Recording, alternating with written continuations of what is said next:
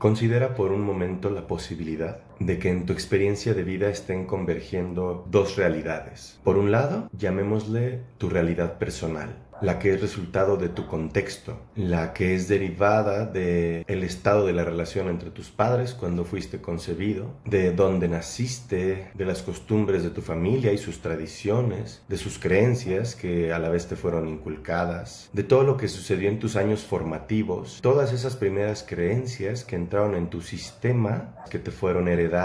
Ese contexto surge de cómo te enseñaron a interpretar los eventos en tu vida y de cómo te autoenseñaste, basándote en esa primera educación, a interpretar el resto de los eventos una vez que tus años formativos habían terminado. Ese es tu contexto, esa es tu realidad personal, la que tú construyes y la interpretación que le das, la que está compuesta de cómo interpretas los eventos que experimentas y de qué haces con tu vida, cómo construyes tu vida. Esa es tu realidad personal. En ese contexto, tú ya estás introduciendo contenido, pero usualmente lo haces de forma inconsciente. Es decir, tú estás educado y autoeducado, programado y autoprogramado a interpretar de cierta forma cada evento en tu vida. Y el contenido que tú integras a tu contexto tiene mucho que ver con la visión que tienes de la vida, que ni siquiera es necesariamente tuya. En realidad es resultado de lo que te fue enseñado, de cómo fuiste educado, de la región en la que naciste, de las tradiciones y costumbres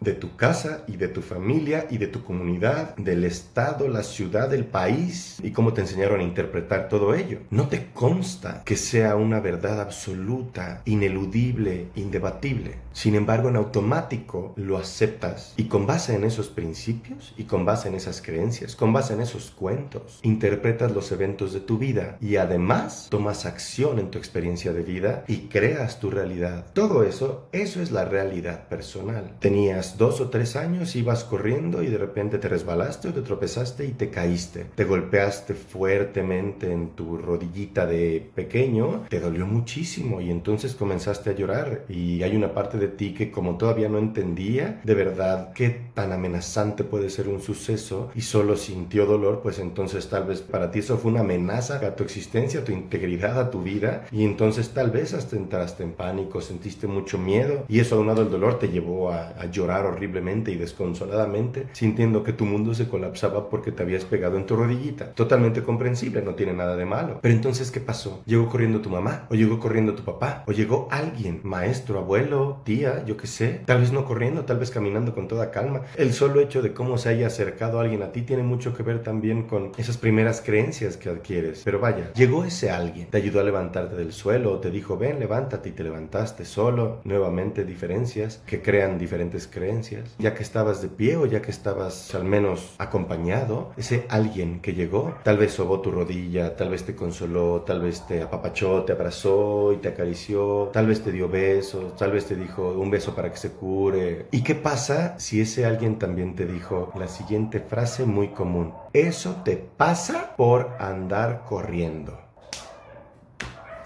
No estamos juzgando a nadie, muy probablemente sea alguien que te ayudó, que te consoló, que te sobó y que quiso ayudarte a superar el duro momento. Muy probablemente estaba buscando hacer algo bueno, muy probablemente tenía la intención de hacer el bien, de hacerte el bien. Sin embargo, el precio a pagar es que en ese segundo, en ese instante, ese alguien te regaló una creencia limitante. Bien, fue 2 por 1, no solo te consoló, también te limitó para siempre. Buena noticia, no es para siempre. Puedes transformarlo, puedes cambiarlo, puedes superarlo, puedes elegir diferente, puedes eliminar esa creencia limitante, eliminar el límite que surgió de ella, puedes liberarte. Así que no te preocupes, no vayas a condenar a tu mamá o a tu papá o a tu tío o a tu abuelito porque te regalaron una creencia limitante, porque puedes superarla, esa es la buena noticia. ¿Cuál fue la creencia limitante? Muy sencillo. ¿Qué te dijo? Eso te pasa por estar corriendo. Analízalo un poco, piénsalo unos segundos. ¿Qué significa eso? ¿Qué significa una frase como esa? Significa cuando corres, te pasa que te caes y te lastimas y te duele y tengo que venir yo a ayudarte o alguien tiene que venir a ayudarte. ¿Es cierto que cuando corres invariablemente te vas a caer? No. Seguramente mientras crecías, en algún momento descubriste que no es cierto, ¿verdad? No te caes siempre que corres. Te habrás caído algunas veces. El asunto es que sí, mientras te seguiste desarrollando, descubriste que la aplicación de dicha frase no era literal. Sin embargo,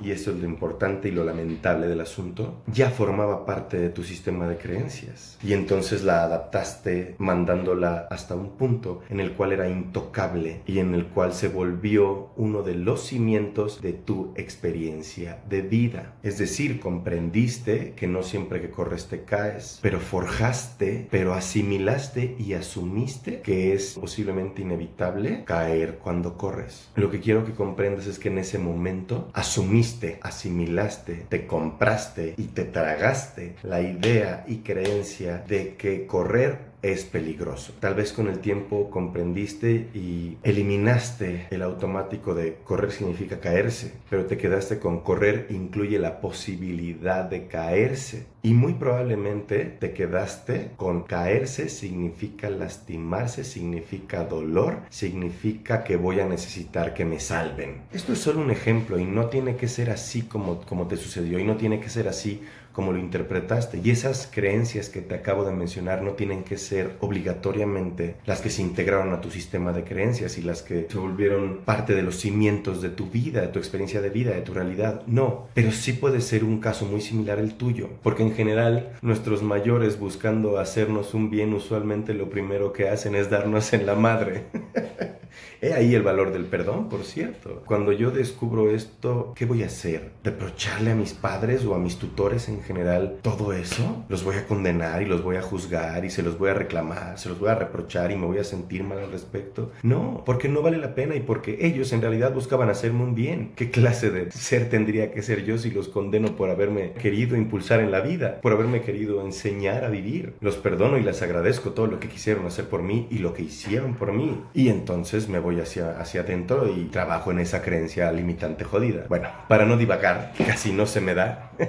Así como ese hay muchas creencias que te habrán sido inculcadas. No necesariamente todas son limitantes, no necesariamente todas están jodidas, no necesariamente todas son negativas o dañinas o perjudiciales. Habrá muchas que sean muy útiles, muy funcionales, muy bellas, positivas, atrevámonos a decir incluso correctas. Por ejemplo, no matarás. Yo sé que suena como el mandamiento, pero esto no tiene nada que ver con religión, esto no tiene nada que ver con moral ni con ética. A mí se me hace una muy buena idea conservar no matarás como uno de los fundamentos de mi experiencia de vida, porque creo que no corresponde a nadie cortar o limitar la duración de la experiencia de vida de ningún ser. Y como creo eso, decido conservar la creencia no matarás. Entonces hay de unas y hay de otras. Y todas ellas se vuelven páginas de tu diccionario personal, tu enciclopedia personal, que se llama Cómo interpretar el mundo y los eventos en mi realidad. Todo ello nos lleva a la realidad personal. La realidad personal no es la realidad, es tu realidad, tu experiencia, la vida que tú construyes para ti. Esa es la realidad personal. No es la misma realidad que la consensual o colectiva. Sin embargo, ambas son una. Nos vemos en el siguiente video para profundizar en esto. Luz.